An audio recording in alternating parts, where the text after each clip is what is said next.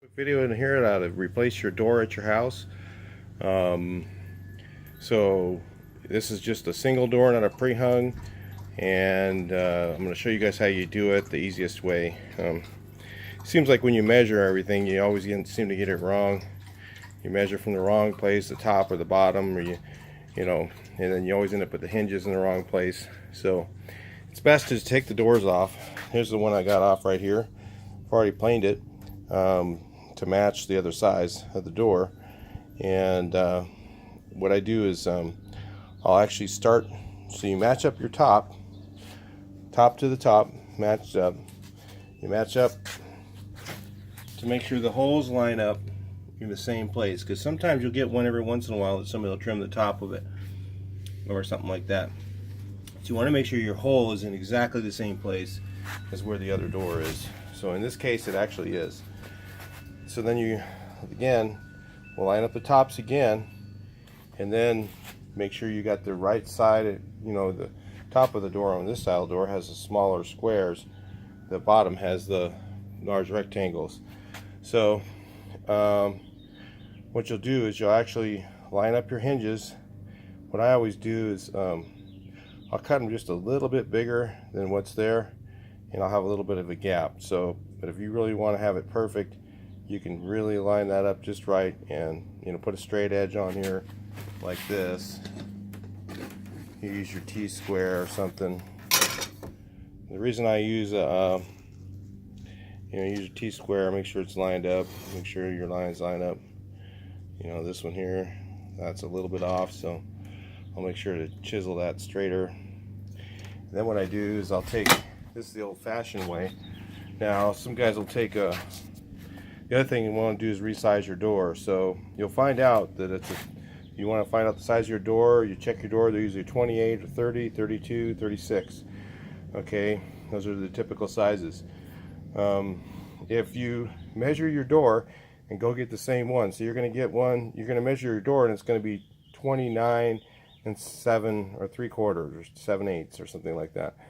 But they don't make a door that's 29 and 7/8. They make a 30-inch door. So what you have to do is, and same thing if it's 32, it'll be a little bit short of that. So then what you have to do is, the easiest way is to get one of these here from Harbor Freight Tools, or you can use a saw.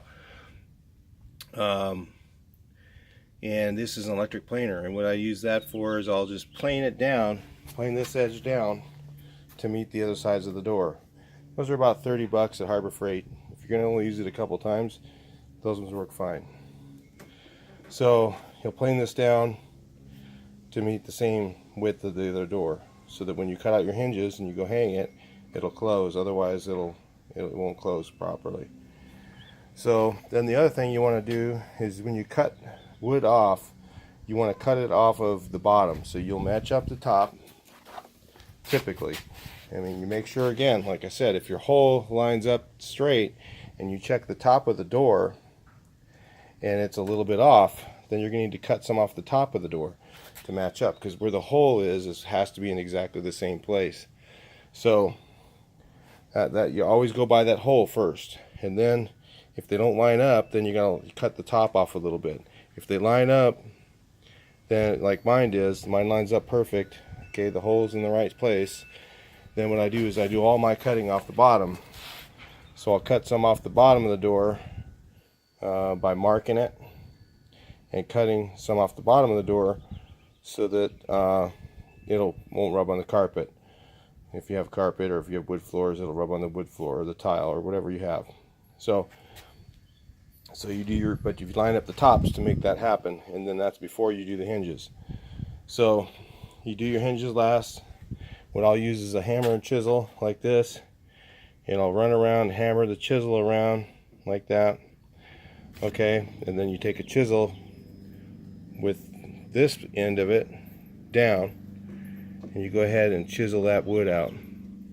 I'll show you what that looks like. So you just take your chisel and you just work it along with your hammer, hitting the end of it. Alright, so there's two options. The other option is, if I was doing more than one door, I'd get out my router and I would just match the depth of that, and I would go ahead and mark this just like I did, or take my hinge off if you want to get a little more complicated.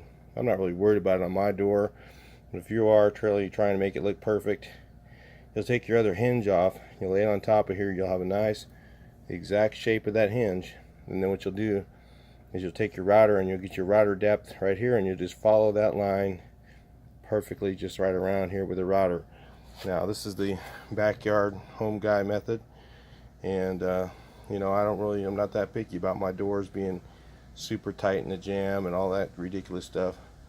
I live my life doing other things other than being picky about every little thing I have. I make everything nice but not crazy. So spend a lot of time making your life all perfect, and then you die and it all goes to someone else. So think about that. A lot more fun to just live and do things. So that's the way I do things. So but anyway, I'll just chisel this out a little bit better, get it a little bit nicer, go up there, pre-drill it if you can. You want to pre-drill it so that you don't split the wood, and then just hang your new door up and you're all done. Talk to you in the next video.